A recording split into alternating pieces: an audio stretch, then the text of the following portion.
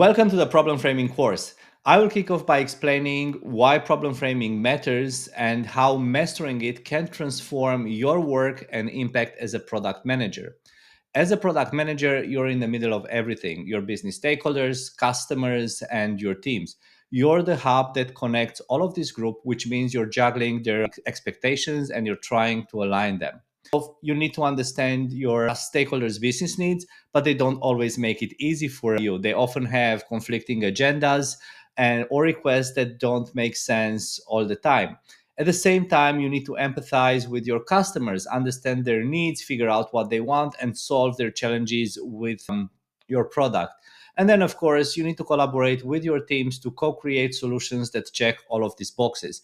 It's a lot to manage. So, why is this role challenging? Why is it so hard to do this?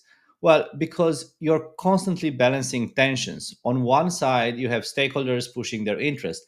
On the other hand, you need to represent the customers. Stakeholders often care about delivery and hitting deadlines, but you know that real value comes from understanding the customers and building the right thing.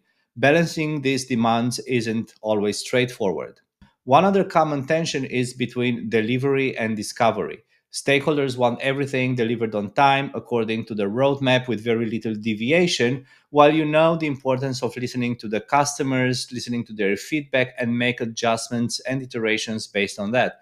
So, how do you keep delivery on track while also making space for discovery? Another tension is long term versus short term goals. Long term vision positions your product for growth and leadership in the market. But short term goals like meeting KPIs or managing risks are often top of mind for your stakeholders. Your job is to balance this without losing sight on what's important. Therefore, balancing these tensions isn't easy, but it's totally possible. The key here is better decision making, helping your teams and stakeholders align on what matters most and moving forward together. This diagram is a high level overview of how product organization work. It starts with a long-term vision, which informs a mission, which in turn shapes your product strategy. The strategy drives then your objectives, your KPIs, which then guide your product roadmap and backlog, eventually leading to what's built and delivered to customers. Each layer connects to the next, forming a cohesive flow from strategy to execution. But it's not always that ideal. Unfortunately, this isn't always what happens. Misalignment and lack of clarity can creep in at every step, especially around product strategy. When stakeholders don't understand how strategy connects to business goals, you start to see conflicting requests and competing priorities. And then misaligned objectives will lead to endless meetings where stakeholders debate on what's most important for them. These conversations take time, take energy, but often don't result in clear, actionable outcomes. It can be very frustrating and a very inefficient process.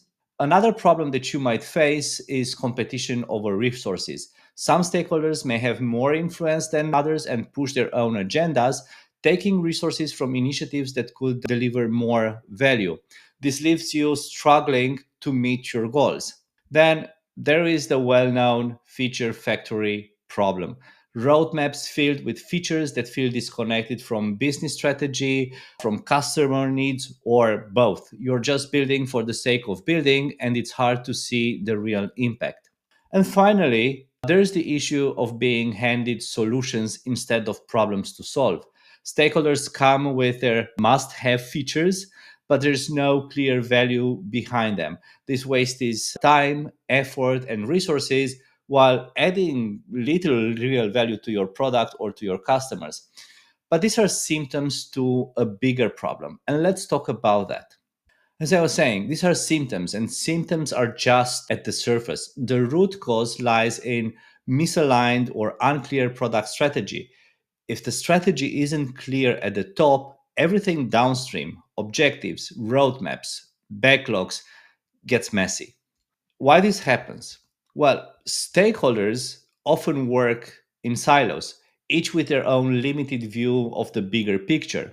They have blind spots and differing ideas about the product strategy should be, right? Like what the product strategy should be based on their own priorities. Also, in your organization, you'll encounter different approaches to product strategy. Some advocate for a sales led approach, others a product led or a tech first approach.